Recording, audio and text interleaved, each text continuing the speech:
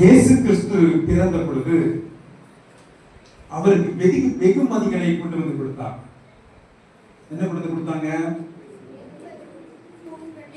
பொன், வெள்ளியா?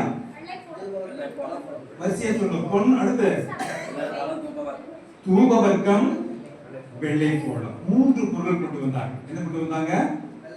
பொன், தூபவர்க்கம், வெள்ளை போளம். 3 பொருட்களை கொண்டு வந்து இயேசுடைய பாதத்தில் வைத்தார்கள். லூக்கா 2ஆம் அதிகாரம் 11ஆம் வசனத்தை மட்டும் வாசிங்க. லூக்கா 2:11. இவ்வளவு நேரமா?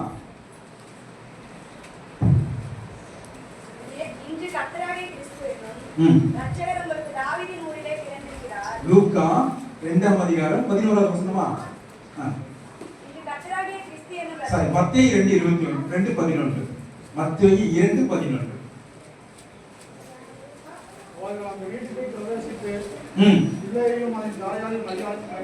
பிள்ளையையும் அதன் தாயாக மரியாதையும் கண்டு சாஷ்டாங்கமாய் விழுந்து பணிந்து கொண்டு தங்கள் பொக்கிஷங்களை திறந்து பொன்னையும் தூபவர்க்கத்தையும் வெள்ளை போளத்தையும் அவருக்கு காணிக்கையாக வைத்தார்கள். என்ன வச்சிருக்காங்க சொல்லுங்க பார்க்கலாம். பொன், தூபவர்க்கம், வெள்ளை போளம். இது 3 என்ன செஞ்சிருக்காங்க? காணிக்கையாக வைத்திருக்கிறார். இந்த பக்கம் சத்தம் வருது, சத்தம் வரக்கூடாது. அப்போ இந்த பொன் எதை குறிக்கிறது என்று பார்க்கிற சமயத்துல ஒரு ஆளுமையை குறிக்கக்கூடியதாக இருக்கிறது, அதிகாரத்தை கொடுக்கக்கூடியதாக இருக்கிறது, மகிமையை கொடுக்கக்கூடியதாக இருக்கிறது. இந்த பொன் எதை குறிக்குதுங்க? ஒரு ஆளுகையை, ஒரு அதிகாரத்தை, ஒரு ராஜ்யத்தை கொடுக்கக்கூடியதாக இருக்கிறது. இப்ப மட்டும் வசனத்தை கொஞ்சம் வாசிச்சு காட்டுங்க. தானியேல் 2ஆம் அதிகாரம் 37, 38 வசனங்கள் அங்க வாசிக்கிற சமயத்துல இந்த பொன்னுக்குண்டான காரியங்கள் என்ன, அந்த அர்த்தம் என்ன என்பதை அந்த தானியேல் தீர்க்கதரிசி அங்கே சொல்லுகிறார். தானியேல் 2ஆம் அதிகாரம் 37, 38 வசனம்.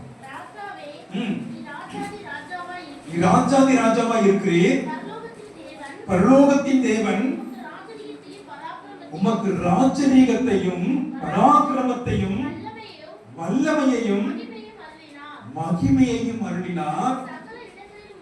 சகல இடங்களிலும் உள்ள மனுபுத்திரரையும் வெளியின் மிருகங்களையும் ஆகாயத்து பறவைகளையும் அவர் உமது கைகளில் ஒப்பு கொடுத்து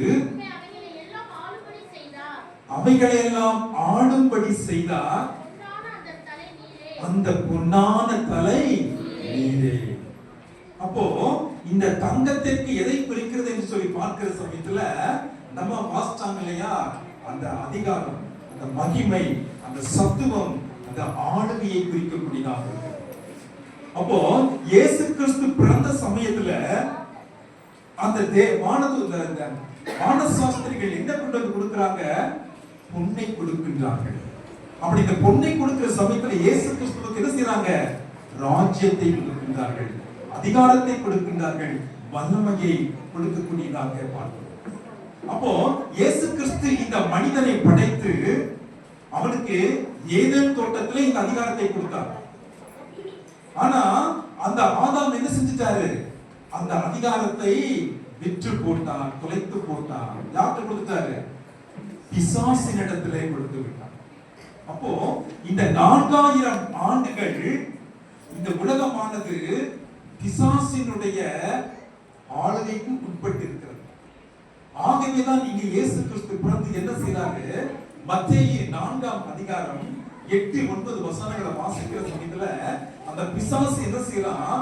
இயேசுவை உயர்ந்த இடத்துக்கு கொண்டு போகிறான், உயர்ந்த மலைக்கு கொண்டு போகிறான். வாசிங்க. மறுபடியும் பிசாசு அவனை மிகவும் உயர்ந்த மலையின் மேல் கொண்டு போய் உலகத்தின் சகல ராஜ்யங்களையும் காண்பித்து அவைகளின் மகிமையையும் ராஜ்யத்தையும் காண்பித்து நீ சாஷ்டாங்கமாய் விழுந்து என்னை பணிந்து கொண்டால் அவைகளை எல்லாம் உனக்கு தருவேன். அப்போ இந்த பிசாசுக்கு என்ன இருக்குது? அதிகாரங்கள் இருக்கிறது, ஆளுகை இருக்கிறது, வல்லமை எல்லாம் அங்கே போய்விட்டது.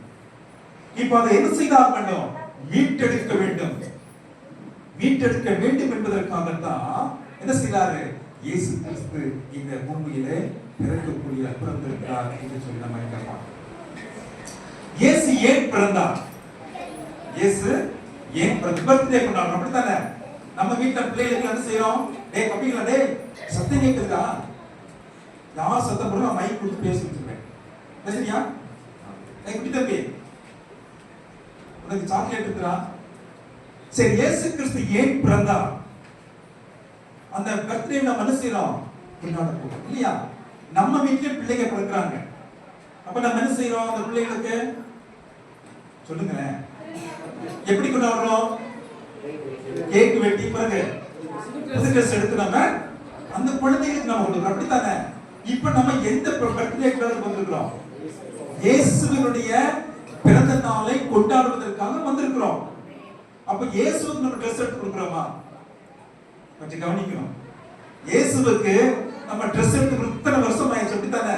இயேசுவுக்கு யாராச்சும் ட்ரெஸ் எடுத்து கொடுத்துருக்கீங்களா?